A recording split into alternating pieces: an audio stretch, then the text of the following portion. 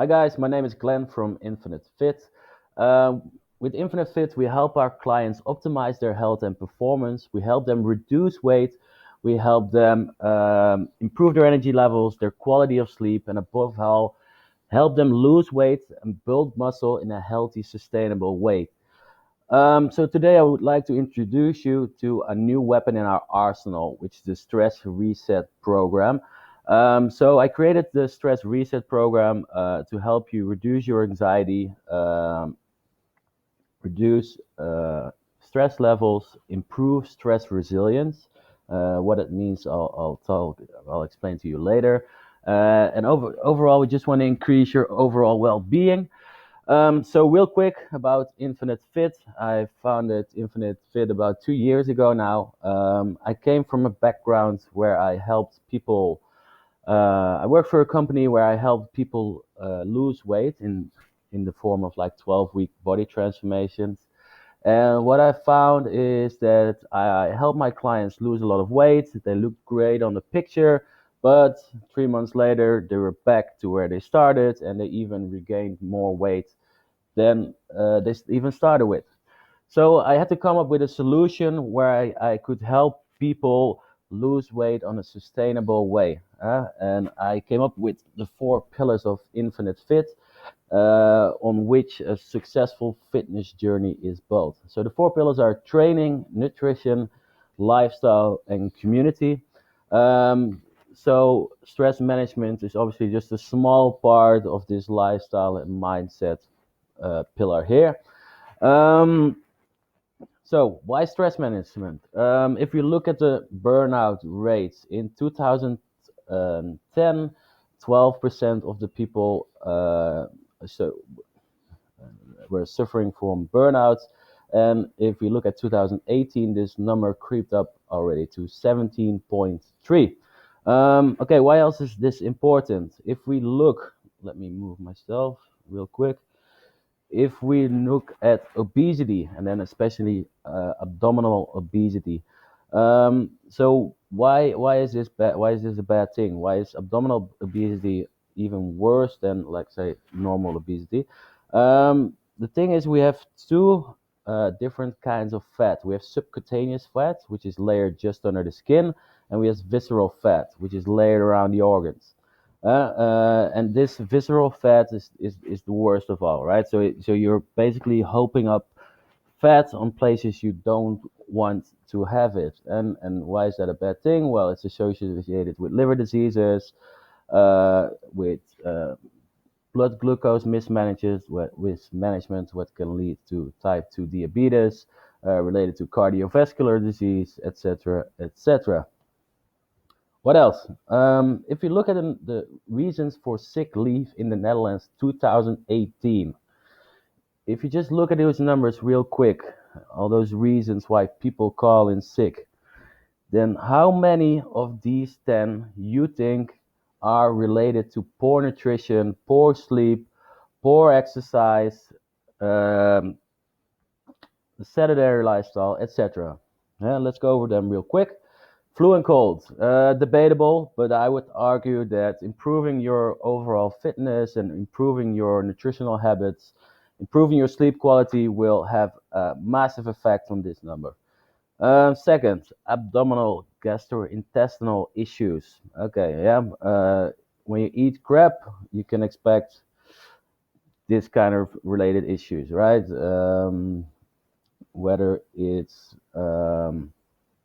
you're allergic or etc. You don't even have to be allergic actually. If you just eat junk food all the time, you're gonna experience gastrointestinal issues at some point in your life. Okay, 3, psychological issues, stress, burnouts, etc. We will talk about it extensively in this webinar. Back problems, obviously highly related to your posture, the way you sit, the way you walk. So I definitely believe we as personal trainers can have a big impact on this. Headaches, again, stress related, maybe postural related. Well, I've seen clients being helped very much in this just by improving their posture and reducing their stress. Well, hip, knee, and feet, same as back problems. Neck and shoulders, again, stress related, oftentimes. Fatigue and concentration, also highly associated with stress. And then we have respiratory and cardiovascular diseases. And then we go back to our little guy here. Um, so let's start off. What is stress? The most important thing you need to know and to understand is that our bodies evolved in a time where we are under constant threat. There were wild animals, rivers, there were like other humans or monkeys that wanted to kill us. So we needed to have a system in place so we can respond to a threat quickly and we could act quickly. So we could either decide, let's fight this little guy here, or let's run away as fast as we can. So our body needed a response for that. So and what did it do? It came up with a solution. Every time you're under threat or you have stress, then glucose gets ready available in the bloodstream. Cortisol levels go up. Your heart starts beating faster, and blood is flowing to your muscles, so you're able to respond to the threat. Well, we're in 2020 right now, and unfortunately or happily, we don't have any saber-toothed tigers anymore, but we still have threats in our lives, right? We have angry bosses, we have mortgages to pay, we have social anxiety or stress. And the thing is, our bodies didn't change that much since 2.5 million years ago, right? So our threat or our stress response physiologically is still the same than 2.5 million years ago. So every time we need to go to the office or we need to pay our mortgages or you're stressing about something, still that same stress response what we had here when we encountered a saber-tooth tiger is still going on, right? So your heart starts beating faster, your blood starts pumping, blood glucose comes available, um, and that's not necessarily a bad thing in the short term. But if that, as we will see over a long period of time, that becomes an issue. All right. So brief introduction to the autonomic nervous system. So when was the last time you consciously thought about beating your heart or digesting your food or yeah, whatever, or pumping your blood around your body? Or excreting cortisol. No, you don't think about it. It all happens unconsciously through your autonomic nervous system. And it auto regulates all these things that are going on without our conscious control. So, if we look at the autonomic nervous system, then we see that it has two branches, the sympathetic branch and the parasympathetic branch. The sympathetic branch is also called the fight or flight branch, and the parasympathetic branch is also called rest and digest. Um, so, if we look at some symptoms that we see when we're in a sympathetic state or a fight or flight state, then what does our body automatically, unconsciously, dilates our pupils? And why would it do that? Well, again, if you encounter a saber-tooth tiger, then you're probably gonna be on the lookout to see if there is a way out, if there is if there's a tree to climb or a river to jump in, right? So your pupils start to dilate. Inhibit salvation. Okay, so when was the last time you did a presentation for a lot of people? You probably noticed that your mouth got dry. Yeah? So that's again a symptom of the stress response. Yeah, a symptom of the stress response. So what else? Accelerates heart rate. Already thought about it.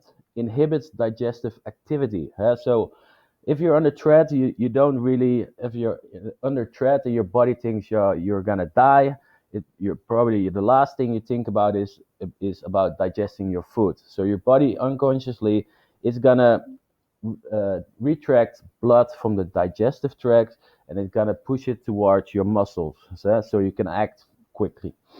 Again, stimulates glucose release by the liver.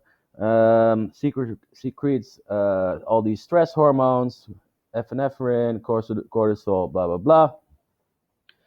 Relaxes your bladder. That's a kind of funny one. That's what we see kind of often with our clients when they're highly stressed. Then we see them that they have to wake up like multiple times per night. So that's again a symptom that our body is in a sympathetic state.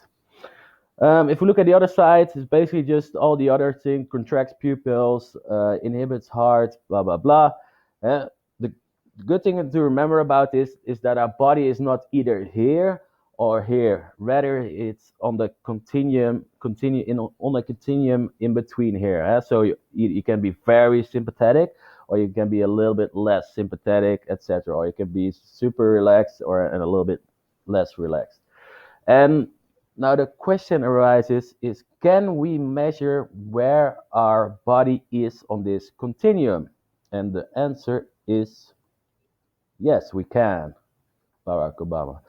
Uh, so so we can like our heart is under involuntary control of our brain. So it's under unconscious control of our brain, and our brain is constantly telling our heart how fast to beat, how regular to beat, and by measuring these irregularities using HRV, we can tell where the body is on this continuum. Are we very parasympathetic, or are we highly sympathetic?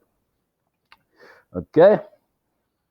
Okay. So, introduction to allostatic load. What is allostatic load?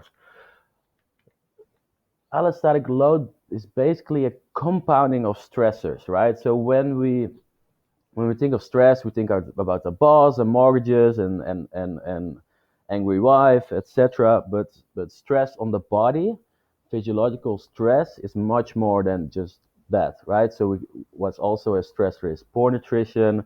We have poor sleep. We have nutrient deficiencies, inflammation, intestinal permeability. Is basically when substances go through the intestinal lining that's not supposed to be there, and then our immune system start to attack these substances, and this is gonna cause inflammation. Yep, and then again, work stress, social stress, and just life in general is stressful for almost everyone.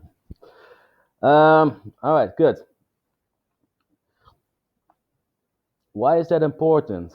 When it gets nasty. So the problem just arises when all these stressors, this allostatic load, the compound of all these stressors, gets heavier than your body's ability to recover, right? So basically the scale is gonna go down, and your recovery is not able to keep, your body's ability to recover is not able to keep up anymore. Yeah, and if that happens for a short period of time, then that's probably still not an issue. But as we'll see, if that happens over a longer period of time, then we're really gonna start having big issues. All right, so go next. Okay, general adaptation syndrome, or GAS, identified by Hans Selye. Oh, I hope I pronounced it right. Anyway, our friend Hans here is basically the godfather of stress. He invented the whole concept of stress. And how did he find out about stress? Well, that's a funny anecdote, I believe. So Hans, he was injecting some rats with different kinds of hormones in his lab, and he put one hormone into a rat, and then he took another rat and he put another hormone in there. And what he found out is that all of the rats got the same stomach ulcers, and he thought it was kind of weird, right? Because he injected them with different hormones. So he scratched his head a little bit, and then he realized that the thing what happened, he was kind of clumsy with his rats, so he dropped them. He had to chase them around the lab, and he was not very good with his needle, so all very stressful for these rats. And yeah, well, basically, the stress is what caused the ulcers in the rats. So very good book on that is I don't, I got it here. So a very good book on that is Why Zebras Don't Get Ulcers by Robert Sapolsky. Highly recommended. Anyway, let's get back to the general adaptation syndrome. So what happens when the body experiences stressor, right? So generally, our body wants to be doesn't want to be off homeostasis too much. So homeostasis, basically, our body wants to be the same kind of blood pressure, the same kind of temperature, and so wants to stay within a certain range. Then what happens when a stressor occurs? Let's say because even training can be a stressor, right? So let's say you do 50 push-ups, then your body experience that you're doing something, or something is well, not attacking, but you're doing something to your body, and that causes stress. So then your body is going to react to that. It's going to drive cortisol up. It's going to make glucose available. Because okay, let's think about this. If you're under a squat, you have to exert a lot of power, and your body basically just thinks you're fighting a grizzly bear or something, right? It doesn't know the difference between a squat bar. You think just think like, what the fuck is happening to me? Um, anyway, get back to the push-ups. So you do push-ups, stress hormones get available, uh, your body is gonna respond, and it's gonna, let's say, okay, I need to better be able to do push-ups next time, or fight a grizzly bear, whatever. So what it's gonna do, every time you do push-ups, it's gonna maybe build a little bit more muscle tissue, and your homeostasis level gets a little bit higher. So over time, you're gonna be better able to respond to that stressor, right? So if you do 50 push-ups today and you do it for 100 days, after the 100 days, it's going to be very easy, and you're not going to have any adaptation, right? So that's why in training, we always want to put a bigger stressor on the body than it is used to. Huh? So it's going to adapt to this higher level of stress.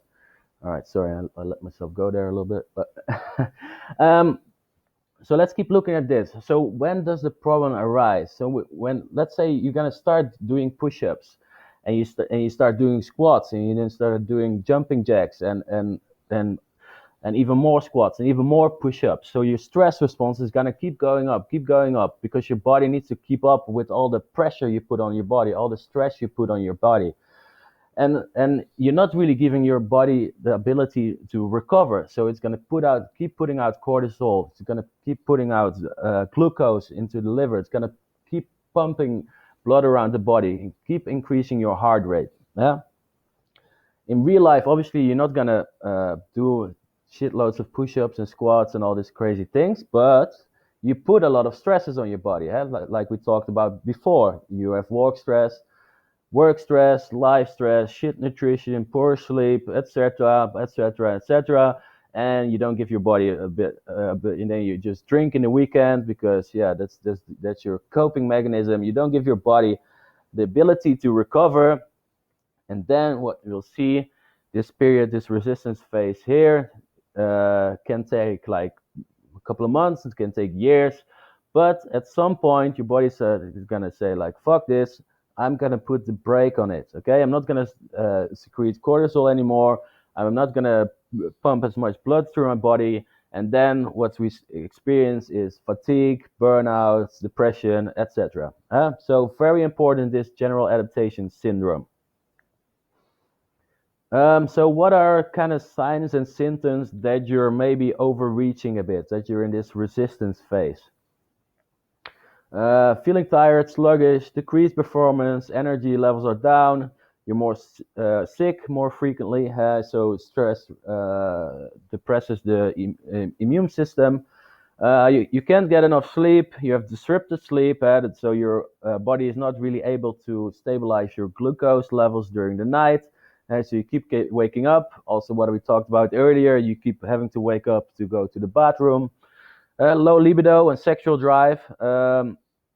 Again, if you're fighting a saber-tooth tiger, you're not thinking about having sex, right? Because your body is just busy with surviving, but fighting off that stressor. So that's some objective markers are high resting heart rates, high blood pressure, low HRV, and high morning blood glucose. Yeah. So all signs and symptoms that you are overreaching a bit and that you're coming up to that exhaustion phase. Okay, so how would we want to balance that out? So for me, and also that's how the 30-day program is built. We want to do two things. We want to at one side we want to decrease the amount of stress that's put on the body. So we want to improve the nutrition, improve sleep quality, reduce inflammation. We want to maybe lose a bit of fat, etc. We want to try work stress is obviously a hard one. Um, and then we want to improve your body's ability to recover. Yeah, and we can do that. We can improve your sleep. We can also, um, through training, we can also improve your recoverability, and I'll explain that later. So we want to do two things: reduce stress and improve your body's ability to recover.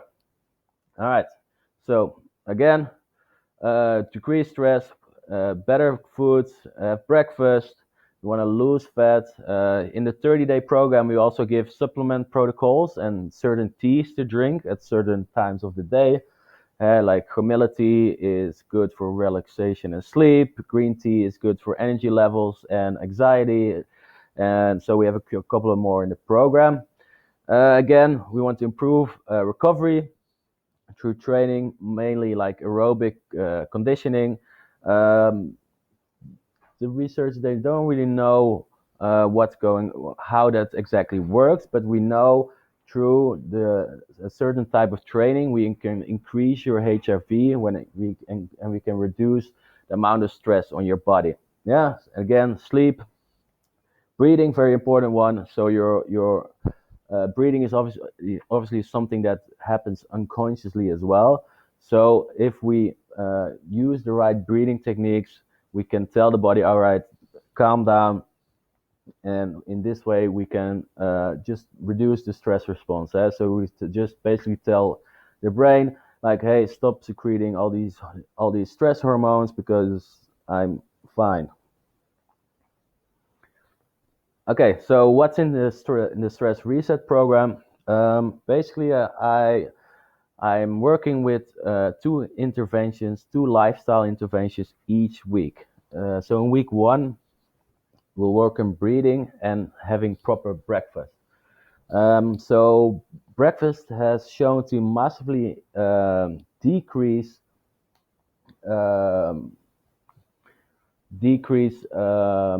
burnout and depression by clinical psychologists. They had clients coming in and they basically just told them have a proper black breakfast with high protein and high fats. And they saw their clients going back to like subclinical levels of depression just by improving the quality of their breakfast. Then week two, meditation and whole foods. Again, we want to reduce inflammation. We want to improve gastrointestinal issues, and then we use meditation also to calm the nervous system down. So the research shows just by doing 10 minutes of meditation in the morning, we can reduce stress and anxiety levels by, I believe, 20%. Week three, we're going to improve sleep quality and focus on macronutrients, having the right amounts of carbs, fats, and protein. And then week four, we're really going to work on putting everything together and make sure that even long after the 30-day program, you're still going to be able to use these lifestyle interventions throughout the rest of your life. So what else is in there? Specialized training protocol, like I talked about, over 30 exercise videos, all for inside the house. We will do a weekly check-in with you, ask you how's it going. You'll have 24/7 support. So if you have any questions, our trainers are there for you to help you and support you. You'll get a nice final report. So in the beginning of the program, we'll give you a questionnaire with rate your stress levels from 1 to 10, rate your energy levels 1 to 10, and then And in the end, we'll ask you the same questions again, and then we'll see if the stress reset program has had effect for you. Um, and the results so far are quite promising. So we did the program with our personal training clients, and I have to say our clients already probably have like better sleep, better nutrition, better training than most people out there. So, but anyway, we got quite impressive results with them. Huh? What we saw is an average increase in HRV of 15 points. It doesn't seem like quite a lot, but if you look at the HRV continuum, we look at a range from about 40 to, let's say, 75. So 15 points in that range is quite a big improvement. That's actually a massive improvement. Okay, we saw a perceived improvement in quality of sleep and also improved quantity of sleep. So they're sleeping more hours. We saw 18% decrease in perceived level of stress, 30% improved ability to handle stress, and 24% more energy.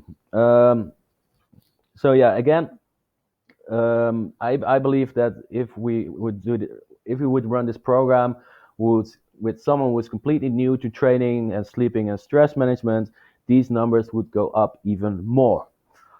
Okay, so thank you for listening to this video. Really, really appreciate it.